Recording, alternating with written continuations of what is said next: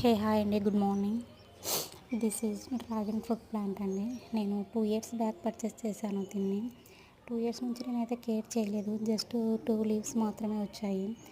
Last జనవరి నుంచి నేను care చేయడంతో ఇంతగా పెరిగింది.